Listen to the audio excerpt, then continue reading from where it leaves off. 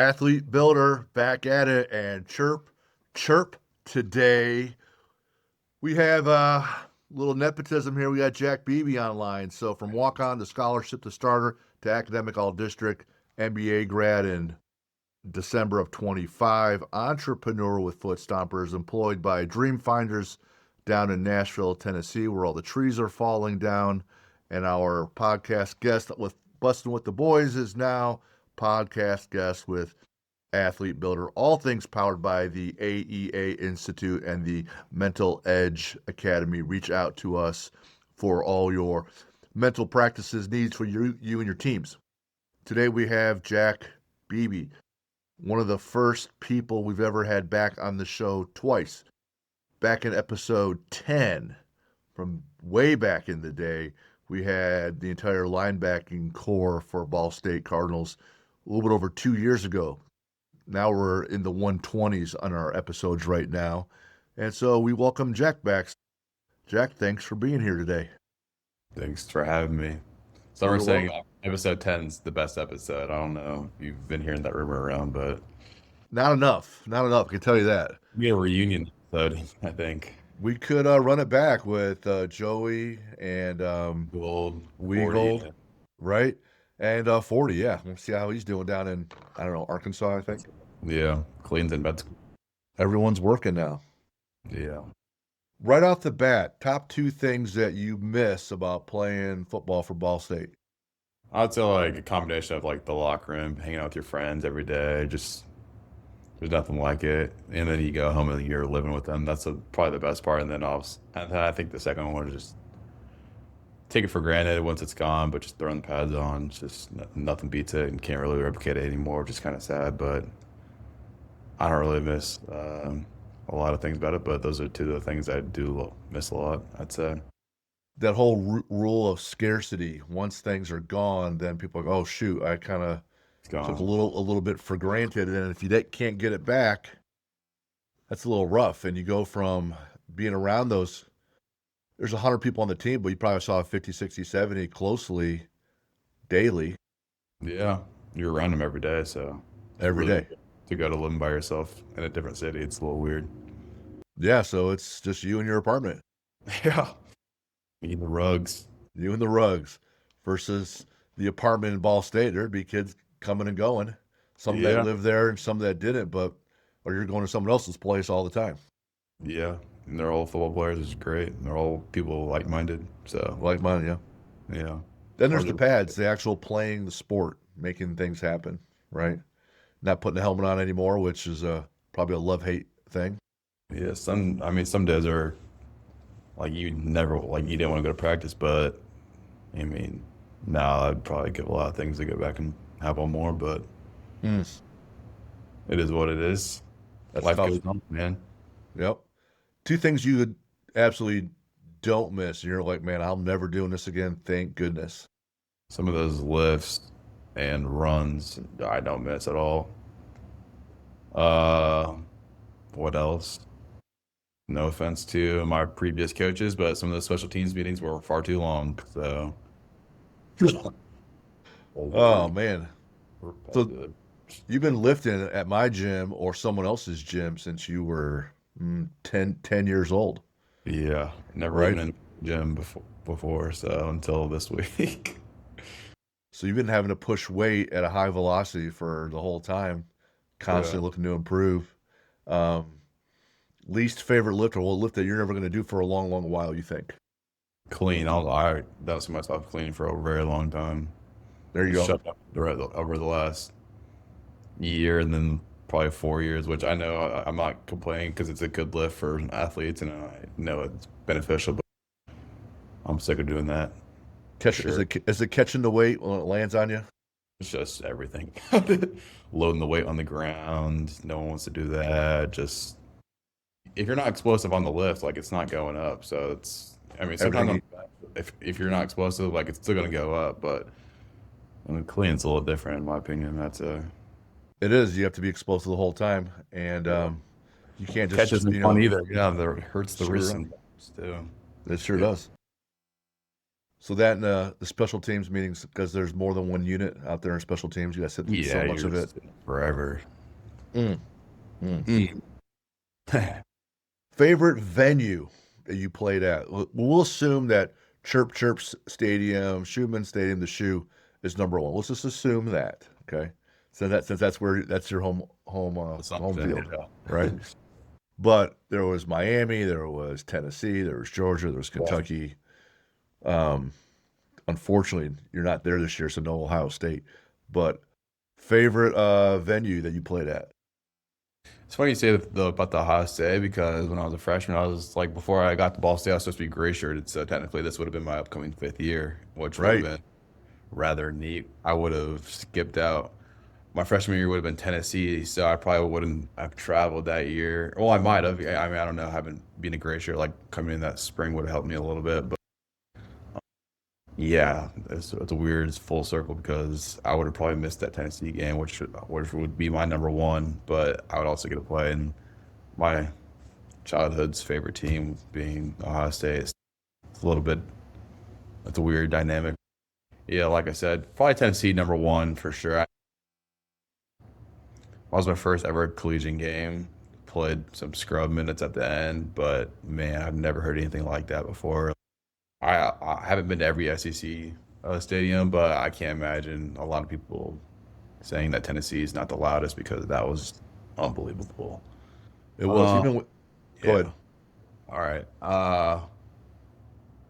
To follow up, man, like playing at NFL stadium, like Hard Rock was pretty cool, but I don't think like the whole experience sucks. Like just getting destroyed. I mean, a lot of these games we got destroyed. I can't like it is what it is, but the rain delay and the heat was, it wasn't even the heat, it was the humidity. I mean, my hands, like I took my gloves off in the first quarter, like I couldn't,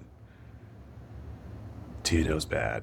It And was just bad. getting blown out in that game, like, so I'm playing the fourth quarter a lot because I just am like, some guys are getting hurt or whatever, they're tired or whatever. So like, no offense to anyone, because like the defense didn't do great either, but the offense was probably getting three and out a lot.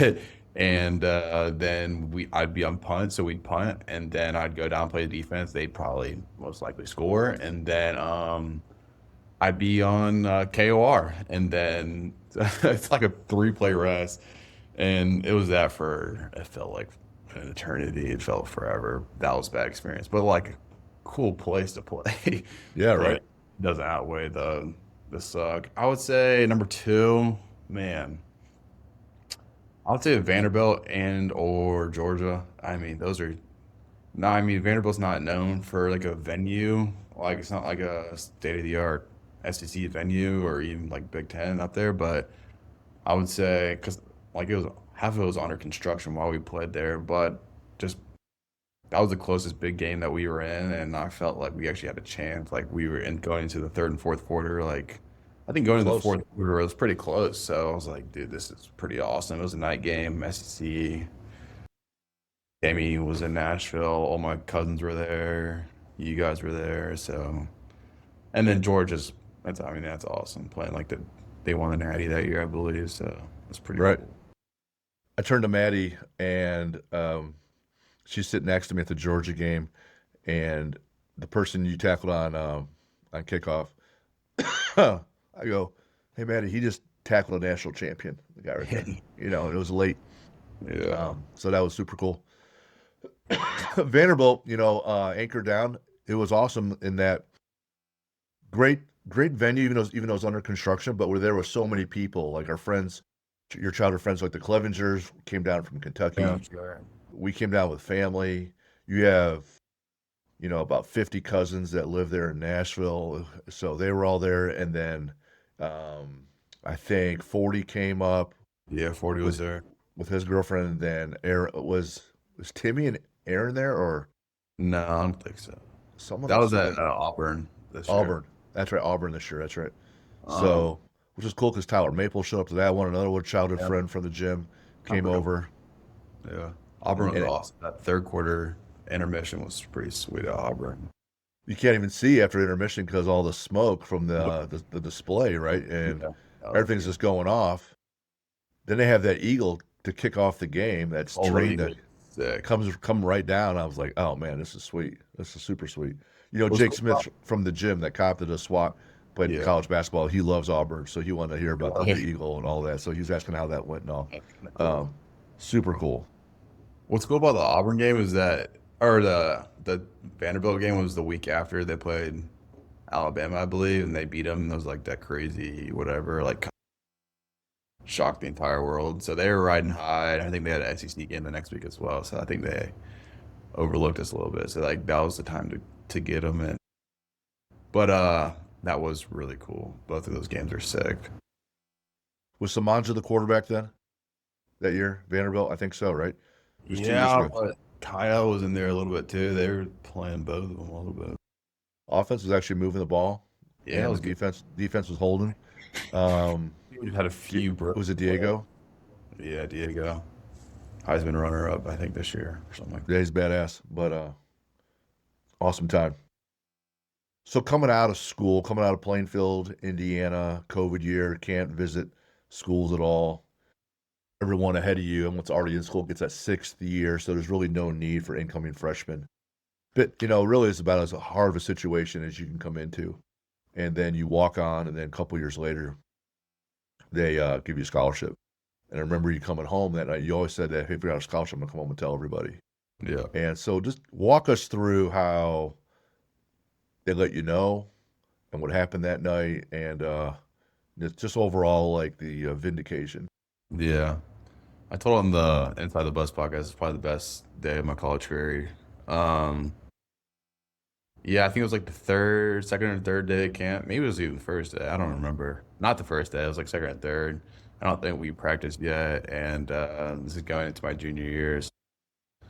Haven't started the semester yet, so like I don't think the check is cash. Like I didn't have to, or not me. I didn't. Thankfully enough that my parents were grateful or gracious enough to pay for my schools.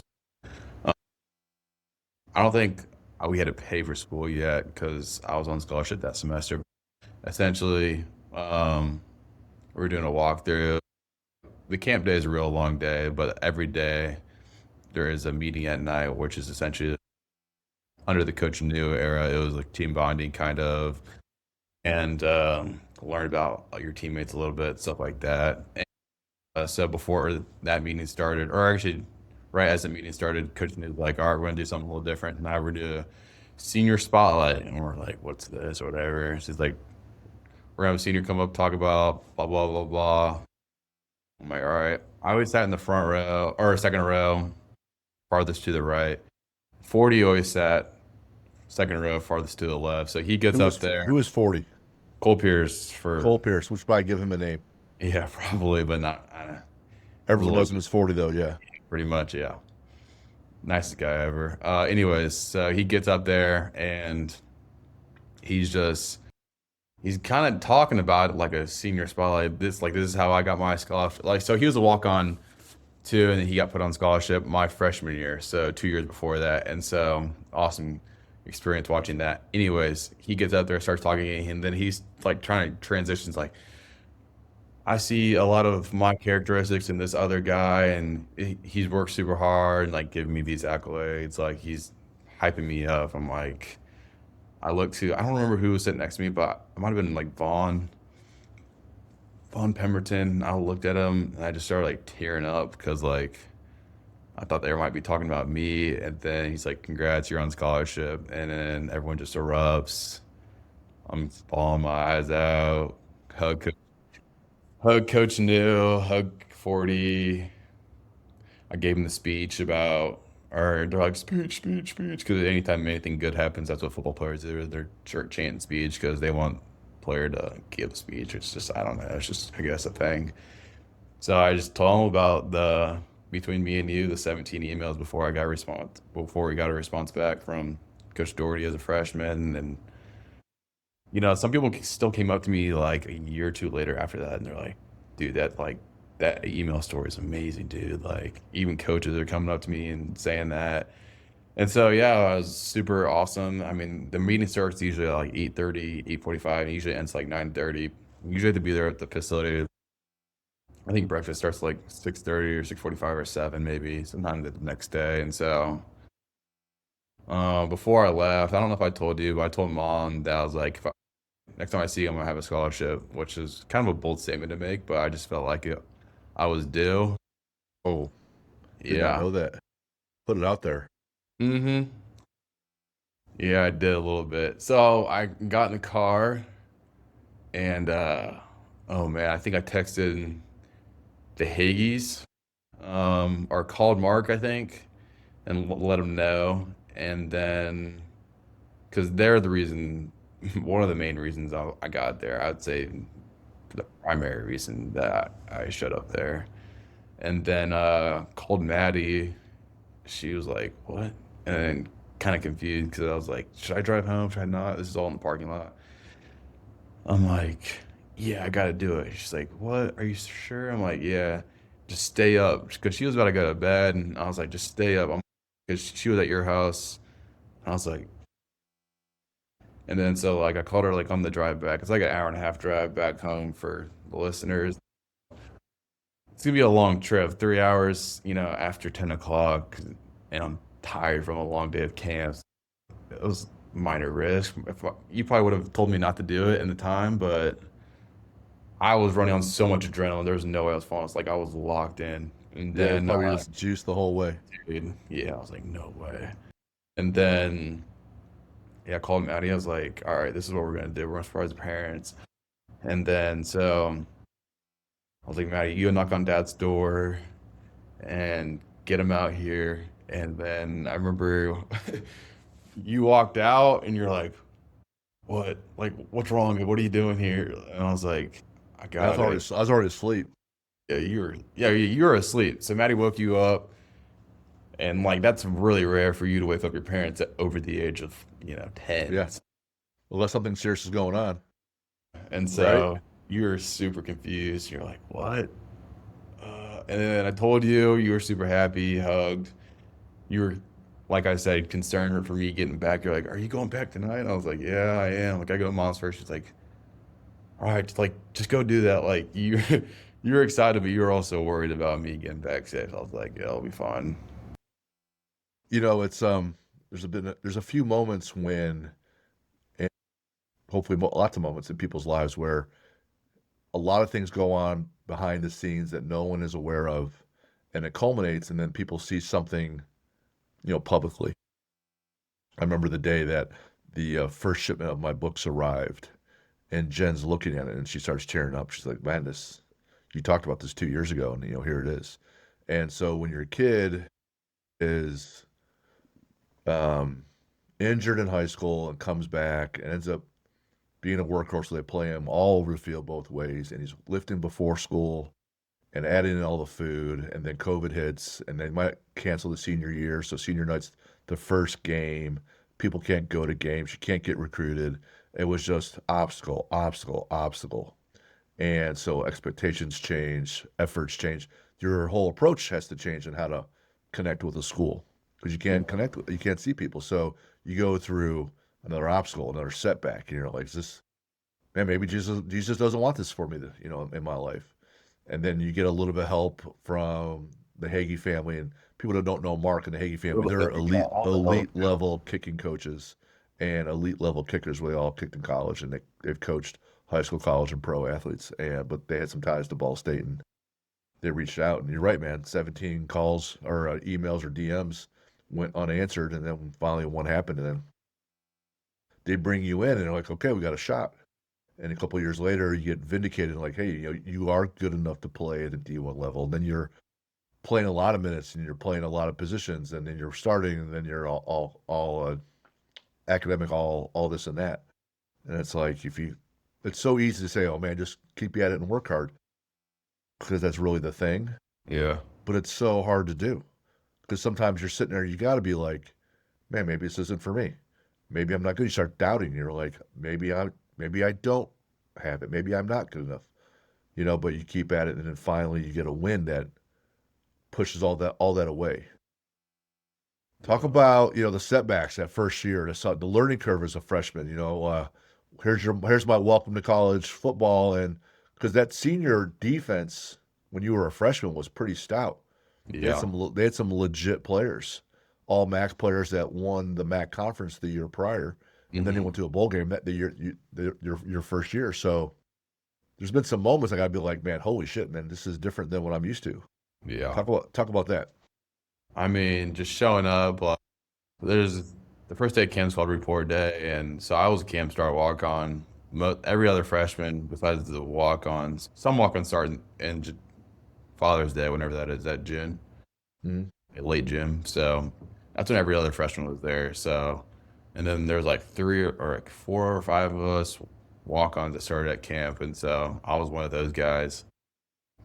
So I showed up there, and I was like, Coach Doc like greets me. He's like, "What's up, Jack?" And I was like, I don't think I've ever talked to Coach Doc before this. I was like, "How do you know my name? Like I know you. How do you know me?" Like I was like, "You know me?" He's like, "Yeah, of course." Like, you think that we don't recruit? And I was like the only coach I talked to that before was Coach Doherty.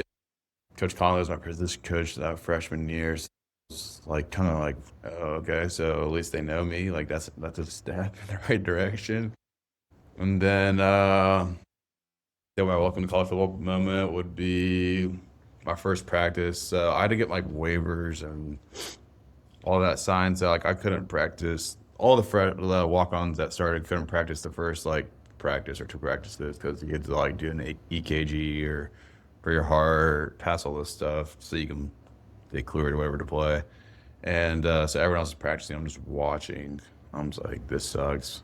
But the next day, I'd go out there, and in high school, there wasn't really a standard of finishing through the line or starting behind the line when it comes to warm ups. But in college, at least from my experience, with my first strength conditioning coach, like there definitely was, and it was like it was just known that you start behind the line, you do your first rep behind the line, you do your last rep past the line, and so I started behind the line, but I didn't finish through the line, and so Brandon Martin, like you said, the All MAC Defense Player of the year before.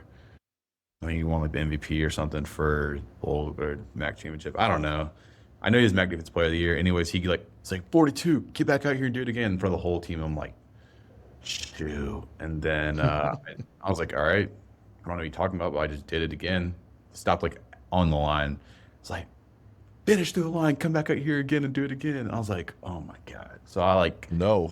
three reps past the line, made sure I like I was just super clear. After that, I was like, all right, I know the standard now. And man, like he didn't know my name. So that was like, oh, shit, here we go. And then, I mean, I had to be that, like all of us, me, Joey, and Weagle always had to do that for the freshmen that were in our lines, like, especially our last 3 years. So I know where you're coming from, but yeah, that was definitely it.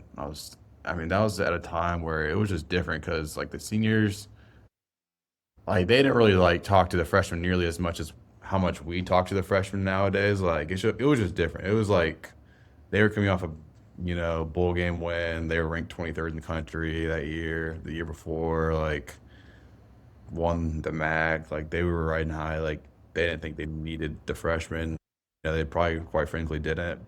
So it's like a little bit of two separate teams in that sense, like the young guys and the old guys. I don't think it was much that as the years grew on, but it was a crazy moment, dude. I was like, oh shoot, here we go. You know, Scared. I'm scared. Yeah, I would be too. They just calling you up by your number. Yeah. And in just 5 years' time, the whole culture of college football and that landscape changed. There Yeah. wasn't as much portal transfers Yeah. that first year for you. And so for you and Joey Stemler and Jack Weagle, you guys are all linebackers coming in at the same time. And you guys stuck together all 5 years, same place. Yeah, it's not good. Whereas all the other positions, a lot more turnover. So that by the time you leave, you guys have a veteran crew, but most of the team has turned over, whether it's the secondary or the receivers or quarterback or whatever, So again, obstacles and constant fluctuations in college football. Any advice for anyone coming in to start playing? Like, hey man, this is how it is. Here's how you should handle it. Here's what your mindset should be. Here's how you survive. because Yeah. it's not even developing players anymore because there's no time. So someone else that's coming in and like, man, Jack, what do I do here? Any thoughts? Because you were just in it, 45 days ago. Like quite frankly, it's like a dog eat dog world. Like whoever's the best is gonna play the most likely, or the coach's favorite as well. Like so, and usually the coach likes the player that's better. So it takes a lot to play, like a lot more than you expected. Uh, and you have to make it clear and evident that you're the better choice. And so, yeah, I would say I can't speak for everyone because I know some people's situations are different and it makes sense to transfer. For me, it just never made sense to transfer. So like that was just my perspective. Like just keep climbing up the ladder and gaining trust from your coach. Quite like I'd say I think I'd consider myself lucky that I only had two coordinators and two coaches uh, for my whole career. I mean, I feel like some players have had like 4 or 5 coaches in their 4 to 6 years, So, I mean, having that continuity has been helpful, but I would say like just because things get hard doesn't mean you jump in the portal and go find a better home because sometimes grass isn't always greener. I feel like I've seen a lot of my teammates hop in there and some have gotten paid and gotten moved up and whatnot, but I've also seen people move down and they enjoy life so much more and they're having fun because they're actually playing. I've also seen people hop in there and pretty much get stuck and your career's kind of over. So it's like, or whatever. So I've seen people hop in, go to bigger school, get cut, or whatever, asked to leave. So I mean, it's just different for everyone, but I would say like it's gonna be tough and keep going, or you're probably not gonna play or last very long in college football. Yeah. It's always been, the cream rises to the top. You talk about the grass being greener. Sometimes the grass is greener where you water it. So where Yeah. you invest your own time. I remember you mentioned this a story when you're on busing, and they said, "Man, what's a crazy story that you're not gonna believe happened?" Oh Because gosh. things happen all the time. I remember one funny story you told me was a guy might be taking a shit in one of the stalls, and someone comes on the side with a trash can full of ice and then dumps it on him. Like so. There's boys being boys doing dumb shit, That happened. and whether you're in football or not, like there's just boys, dumb boy stuff, which I find it super entertaining and love it, and not as much as Jen. Jen absolutely loves those kind of stories. That's why she watches Hard Knocks. Um, so you got any gems? One or two of those for us? Oh gosh. I mean, I feel like we just put a camera on Smiley's head and you probably could just have a full session or full answer of these. I should have put him on the show too. He's hilarious. Smiley's a D lineman. For those who don't know, it's not even his name, right? But some girl freshman year nicknamed him Smiley, and it's stuck all 5 years. He's Quite there right honestly. now, finishing up his college career. That's right. His master's degree. Good for Smiley. Good for him, right? All I gotta say. That's it. That's all we need to say about our boy. Oh man. I mean, let's just tell a Smiley story, I guess. I don't know, like some guys in the locker room naked. Like that's just, I guess, an example of one. That's probably like I wouldn't say a daily activity, but pretty often that's gonna happen. He seems, from what I remember, he seems to like have some impromptu events where he exposes himself to the team for no good reason, but it's pretty You funny, know, right? Yeah. yeah, I don't know, but yeah, maybe. I know you picked him up at the airport because his family, I think, is from the Carolinas, and God bless them. They would travel to all these games, Yeah. even the home games, right? We're up in Indiana, and he flies in, and you pick him up at the airport, bring him over to the house, and we have dinner ready, and we weren't sure if other folks were coming or not. Just ended up just being you two, so we had very basic steak and potatoes, grilled up a bunch of steaks, and I remember Smiley said that he had just eaten before he got on the plane, 2 hour plane ride, gets picked up. So it's been about 2.5, 2 hours and 45 minutes since he ate last. And he's a D lineman, so there's some calories that need to be shoveled in, just like any linebacker or anybody else. We got all the food out there on the island, and it's kind of served buffet style. And we all walk through, grab some food, and he's walking through slowly, and he has this huge potato and a steak, he's kind of just looking at it, and he's looking down, and then he hasn't moved on to the next station on the buffet, and he's looking down again. And I go, hey, you can have 2 steaks, buddy. And he's like, are you sure? I just ate a few hours ago, but I should probably eat some more. So, are you sure? I'm like, yeah. And Jen's like, eat it, you know. So Yeah. he loads up all this food and puts it down in like 5 seconds. Same Uh, thing with Joey. Joey came over to our house like a few months ago and right. did the exact same thing with the chicken parm. I've seen people eat fast. I'm a fast eater, and it wasn't like he was having to labor and work to put all his food down. It's a pile, Joey, yeah, Joey pile, used and to like, eat. I know. Even somebody like we're all Lou and Joey for 3 years. Like, dude, he eats unreasonable amounts of food, and he just still like body fat's perfect, shredded. right? He just burns so much. I don't get it. And he does You get nothing. Kidding.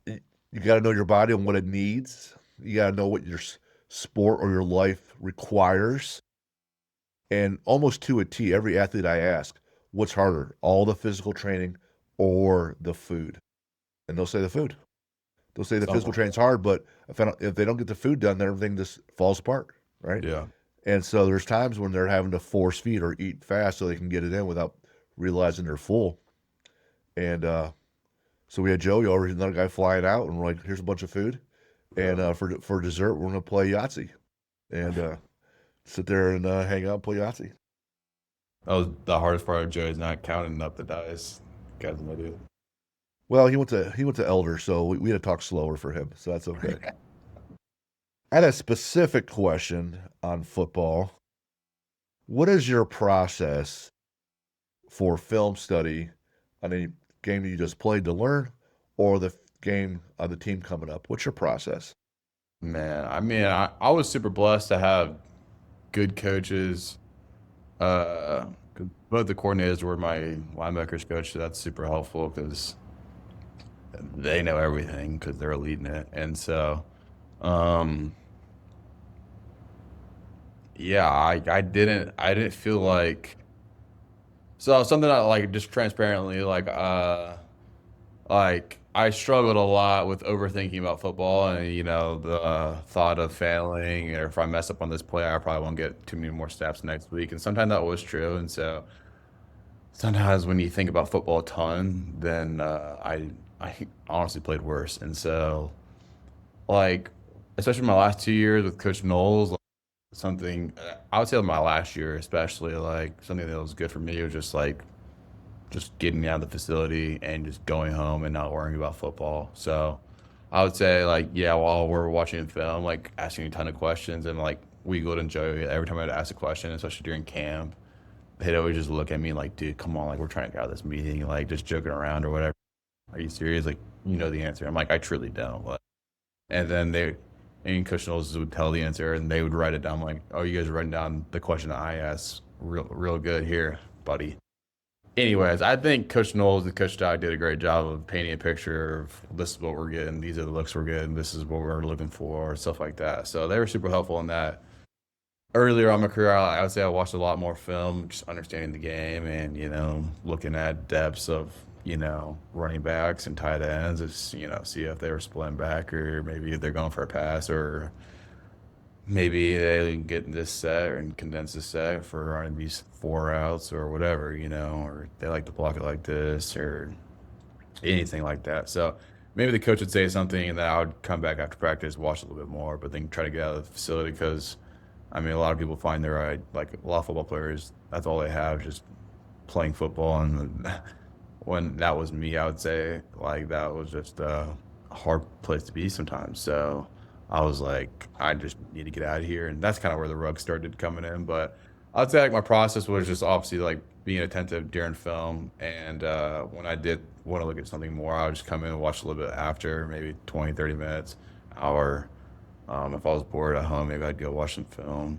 Like what's cool about XS is they have a bunch of old films. So like, which is pretty cool. They have NFL film on there too. So you don't really get to see that every day, which was pretty neat. So sometimes I just wanted to go watch that, but I wouldn't say there was like too like regimented process. Like I wasn't like was equally dialed in like that or by any means, but um, yeah, I'd say that's probably my answer.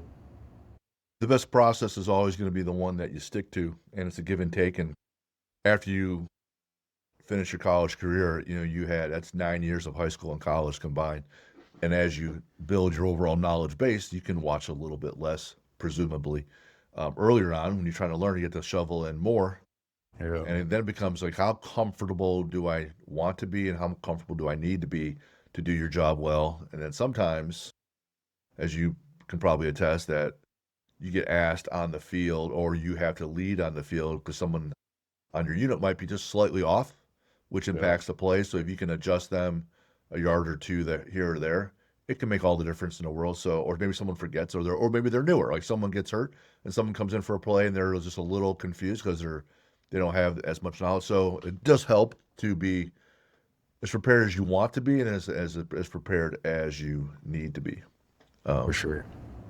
Switching gears a little bit, the Jack and Jack show in the middle of the week at night.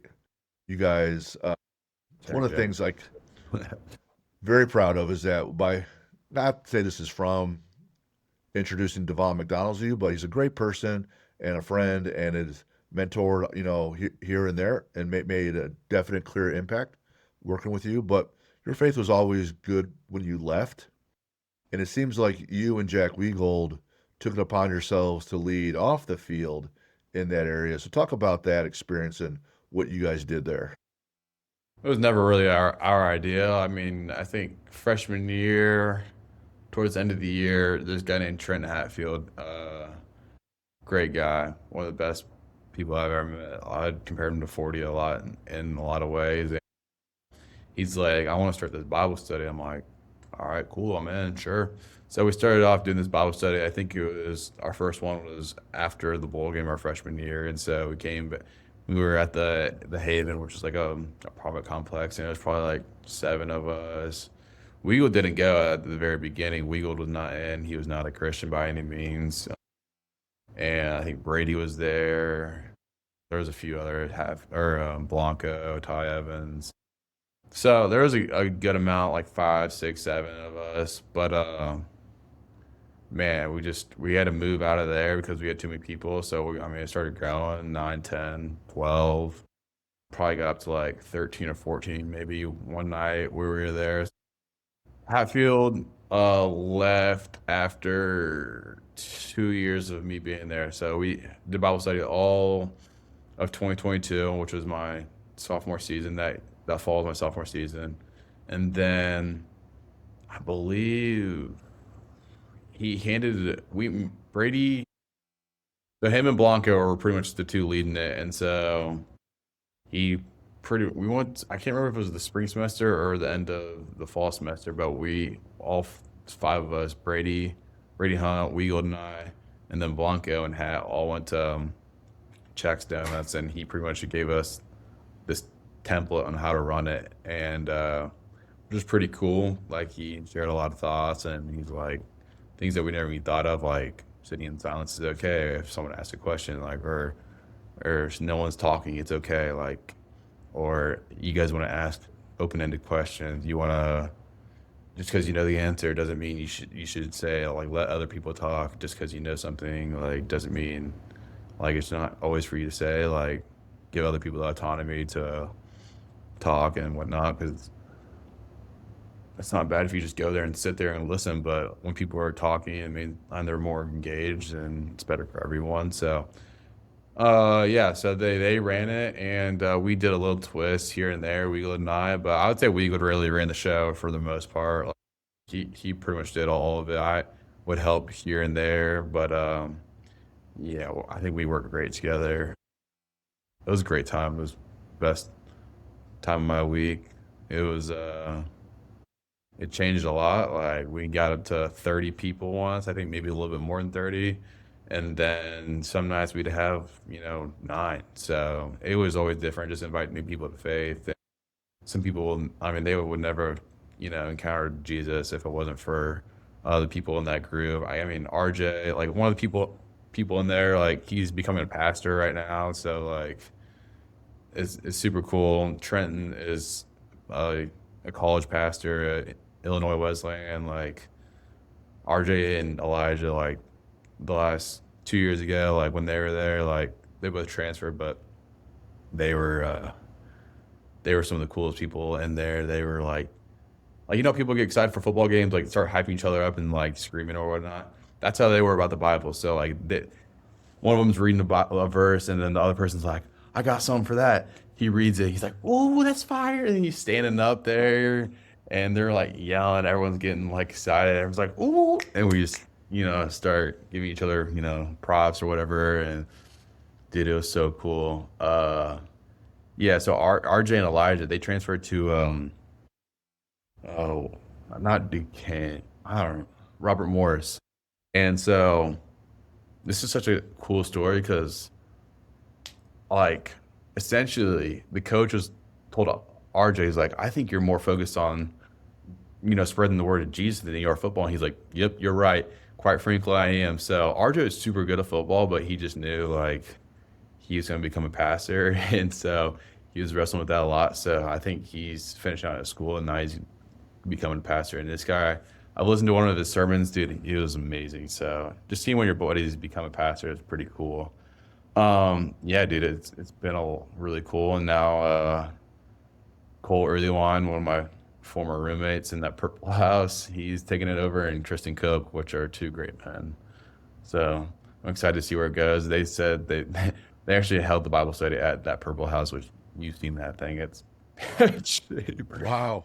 but there was like over 25 people there, I think, the other day. So in that little house, but they said they're going to have to move it to the facility, which is always our goal. Eventually, we always wanted to get the majority of the team there. So didn't happen while I was there, but I think it'll happen eventually. I think it's really cool because when I first started there, it was only like 5, 6 people. Now it's like regularly like 20, 25, and out of a team of 110, 90, 95 guys, depending on the time of the year, like it's pretty cool. So definitely grateful to be a part of that, and Holy Spirit worked crazy ways and through that team, and it's pretty awesome. Along those lines, shout out Bova. Tell us about who that guy is. Over, bro. Who is Bova? That was like he's like I don't call him an angel, but he's like hovering over everyone. He has his hands on everyone, like in that group. Like he mentored a bunch What's of his name? Garrett. Garrett Bova. Yeah. And what's his profession? He's he has two jobs. Well, he is a preacher and pastor at Aligned Ministries in Chicago or Naperville, but he also works for like Brian Urlacher's hair growth company, I believe. But I think he's taking a lesser role there. He works there like 2 to 3 days a week and then works on the church the rest of the time. But And you played football.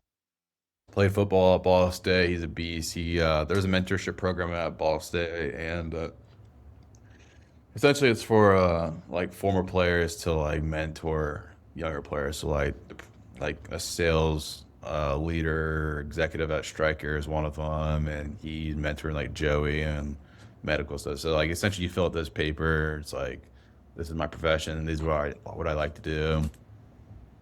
And then so they match you with someone in that industry, and so it's a really cool program. When my second year in that program, I got a new one, and it was Bova, and he was 40's mentor. I think he mentored Trenton a little bit as well. Old me, like I said, Abney. Oh gosh, there's a few others. Maybe Christian Davis. I'm not sure. But dude, the guy's a beast. Super the nicest guy I've ever met. Like you've been around him a few times, and you just like, dude, that guy has infectious energy, and that was always my goal to have something like that. And I know I'm not there yet, but dude, that guy he's awesome. Like just like I can't talk highly enough about him. He's just like waking me up when I was staying at his house one night when I was visiting him, and we're waking up in the morning, run 3 miles, we're saying all these declarations like I have love, all this stuff, dude. Like I've never felt like the Holy Spirit was more evident in my life than when I was with him. So, dude, he's the best. Dude, yeah, I owe a lot to him, and he's the nicest dude ever. He's great. His family's awesome. So, yeah. I wish I lived in Chicago just to be around him more, honestly. There's three people: Keith Parker, uh, Yeah. pastor, and then trains at my gym. There's Devon McDonald, who played Notre Dame, the Colts, and Arizona Cardinals, and has been a chaplain. And then Bova, where if I'm ever around any one of those three, those are the three people where I've felt closest to the Holy Spirit or Jesus Christ ever, Yeah. including the priests at my own church. And I felt greatness there as well, or closeness there as well. But those three folks, um, at It's like, yeah. all times, and I'm like, this outstanding. Um, we talk about the portal. It took a little personal hit with the portal. You know, you lose friends and all, but an even more important transfer occurred down to Belmont playing soccer, right? Which, for anyone listening, I think soccer is an outstanding sport. Shout That's right. out Maddie and shout out Sam, right? That's But right. constantly evolving when this lady enters the transfer portal. So coinciding with that comes out Foot Stompers. So talk about those two dynamics, those two instances, and what's going on there. Yeah. So for the lovely listeners, I have a girlfriend named Sammy. She's great and really good at soccer. And yeah, so we've been dating for like, I don't know, 2.5 years maybe now. But after about 7 months or 8 months of dating, I don't know. She decided to transfer, which is awesome down here to Belmont, and which is a pretty cool place to be, I'd say. And so that meant a lot more free time for me. And like I was talking about earlier, sometimes the mental stresses of the game just kind of eat you up. And I like playing video games, but like all my other friends, they love playing video games, and I was never like super into it. Like it was fun to do in the living room sometimes with the boys, but like other than that, like I wasn't gonna play like Call of Duty like Weagled was and get to Master Prestige or whatever. So or play Roblox on the gym simulator. Anyways, so I started making rugs and that kind of I feel like I always had an entrepreneurial spirit in me. And what's up? You don't think so? I don't know. I I'm feel just like I'm a listening. pretty creative person. Yeah. And I was thankful enough to be on scholarship, but like also the NIL world, like people are getting paid, and so I feel like that was a little bit of my way of getting paid a little bit. But I was essentially doing all online classes as well, which didn't help. So I'd go to football and then do the MBA program at Ball State, which was not very time consuming, I'd say, for myself. And so that's where the rugs began. What are the rugs? Rugs are this All little right. frame I have here. I won't say little, but I'll throw in a clip right here of them. But essentially, I make these custom rugs that go on the ground. They're pretty cool, I'd say. And I wouldn't say stitch, but I would buff them with a gun and shoot the yarn into a canvas, and then I shave it down and give it to people. Kind of turned into a business and a little one, I would say, but it was a good fun run. I'm still doing a little bit here and there, but not nearly as to the capacity I was doing last year with all the free time in the afternoon. Having a 9 to 5 is a little bit different. So those that are listening, he makes a custom rug of basically anything. Could be a square, could be a rectangle, could be a circle, and then Don't ask me to the too many letters, yeah, but the yeah. design could be anything. So oftentimes, since he's in the sports world, other people in the sports world want a custom rug of their favorite team. So I've seen the rugs made of the silhouette of a football player. I've seen the logos for Louisville Cardinals, Ball State Cardinals. I've seen Tennessee. I've seen Kentucky. I've seen all the logos for the main sports teams in Ohio. And then someone comes up with, hey, how about golf and the Masters? And I've seen that. That's Jen's favorite, by the way, the Masters. Someone wanted a rug done of their dogs, a couple dogs in their faces, His favorite. right? Yeah. Jack, true or false? These people you've done a rug for, John Gruden, Like go. Yeah, I love that guy. True. Bussin' with the Boys, Yep. Very true. Riley Leonard, Yep. True. Pat McAfee, True, but it's not delivered or posted, but it's made. It's made, so we still need I'm waiting to post it because I want to give it to him. I want to find a way to get it to him. Same with Caitlin Clark. Caitlin Same. Clark too, right? So you've made it, but those two are still they're in the batter's box. You need to make sure they get delivered, right? Yeah, kind How of like a about marketing scheme, I'd say, but yeah. for sure some of Yeah. your own teammates, Oh yeah. family members? Yep. So they hit you up, and you've been on broadcasts of your rugs, and Yeah. Forgot I was on the news. I forgot about you're on the that. news about that. They interviewed you at Ball State when you're playing Auburn, when you were playing Connecticut last year. When they, if you're listening to the announcers, you'll hear, "Oh, this is the guy. This is the one that makes the rugs." Yeah. So they're talking about it on NBC. That if anything, the rug doctor. Yeah. It's pretty As cool.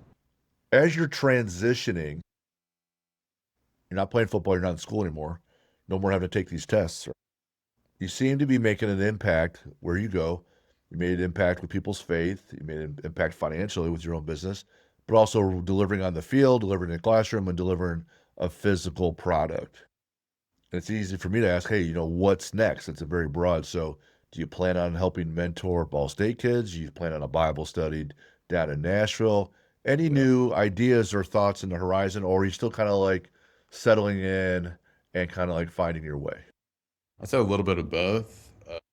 Definitely settling in, like for I guess the listeners, moved to Nashville early January, thanks to the help of my parents. Super nice of them to bring all that stuff down. But I would say I'm probably gonna continue to still do the rugs.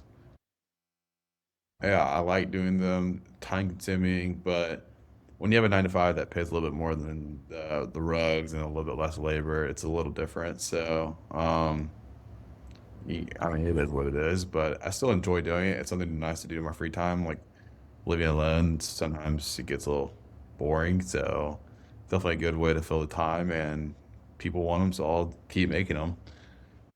Bible study wise, I mean, we always talked about doing one like the grads. So like maybe Weaglet and I and 40 and Trenton, Brady Hunt, we get a study going online. We had one going recently. So Tanner, Christian Davis, Christian Avenue. So there was a bunch of us that had one going online. So maybe I'm thinking about reaching out here soon, starting that back up because it's a good time. And I mean, I mentioned this on the Inside the Bus podcast. I'm sure you're waiting for me to say it, but I'm planning on hopefully getting a golf simulator in my house, my Oh, apartment. that's right. I didn't even write that down to ask. I forgot about that. Golf simulator in your apartment. Holes everywhere. Holes everywhere. Balls through walls, clubs hitting the ceiling. That's what I everyone keeps saying, but here's the thing with that.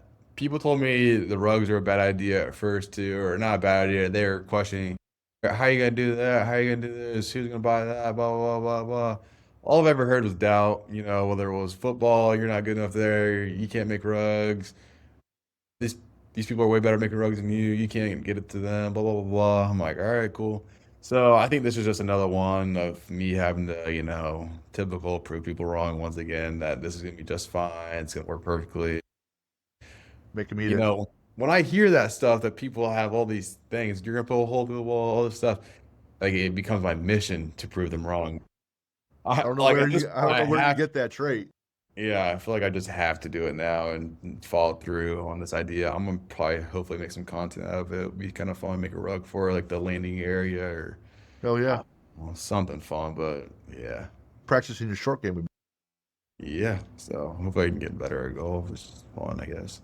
Kind of There's one exciting. other little piece, and I start off the show with the intro, and I mentioned that we're powered by the AEA Institute, and I'm collaborating with them more and more, heading up their athletic division, and I'm looking for ambassadors. And what we're doing there is a industry leading software and app for teams and their athletes to work on their mental performance reps, just like you would with your nutrition or your training. There's daily reps, situational reps, things to get better at mentally all the time. And Jack, you asked and agreed, and we brought you on as one of our ambassadors.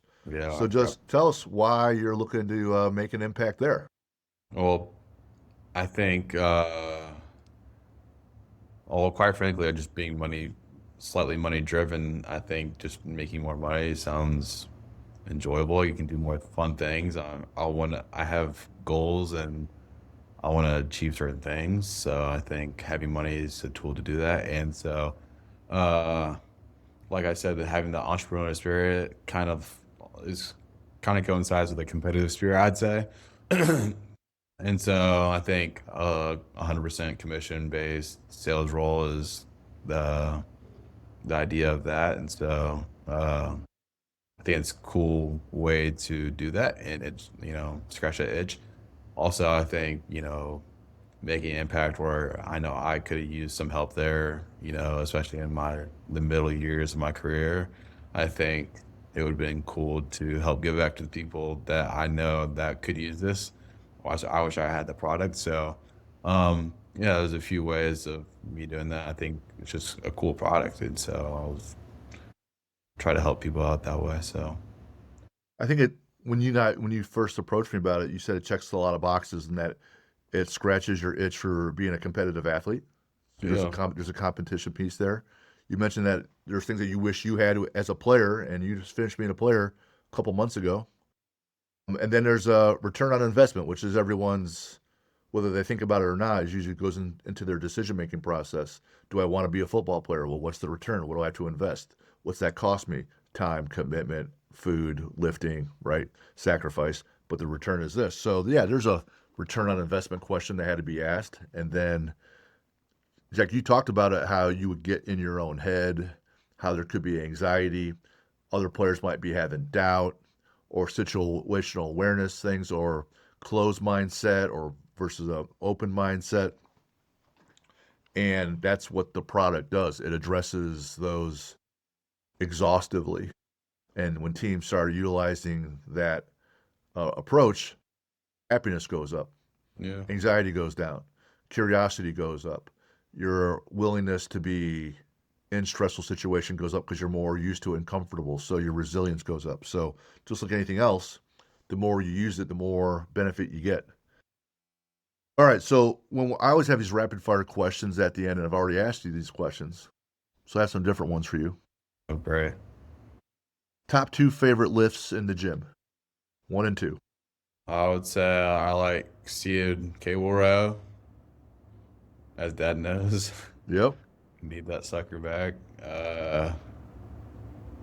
I would say I used to really like back squat, but as time goes on, just I like bench. I'd say, yeah. All right. You have a favorite? Well, a side note about that is that I went to the public gym for the first time this week, and dude, Boy, like, what do I even do? Like, I don't know what I'm doing. I was just trying to get the lay of the land. Like, I'm trying to time out my route to work. It's like a minute away from work, so I'm just like, all right, do I do this? Like, where's the locker room? Are there showers? Like, I'm just trying to figure out where to go, essentially.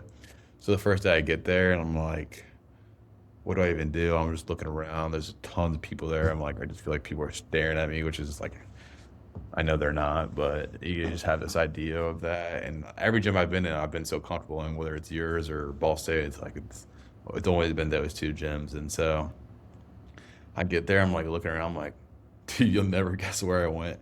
I went. I feel like a loser saying this, but like I went to the Stairmaster and just got on there and started climbing stairs. oh my gosh. It was actually a good pump, a little lower body, got the sweat going, and then started my lower body lift. But it's actually a really pretty solid way of starting the lift. Like you just get the sweat going, get lumber, and legs are juiced up. So, and then I went Well, there the next day. I got a number of different programs online that we utilize. So whether it's bodybuilding or CrossFit or Yeah, I know. I powerlifting, just need to write a plan for myself. I was like, I'm just trying to figure this out. So or I you didn't just know log what I had you or just what. log into ours and then copy one of ours if you want. Yeah. Do you have a Bible passage that you like more than others?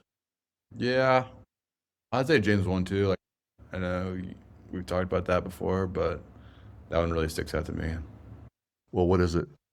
Consider it pure joy, my brothers and sisters, whenever you may face trials of many kinds, the testing of your faith creates perseverance in the Lord. Let perseverance finish its work so you lack nothing.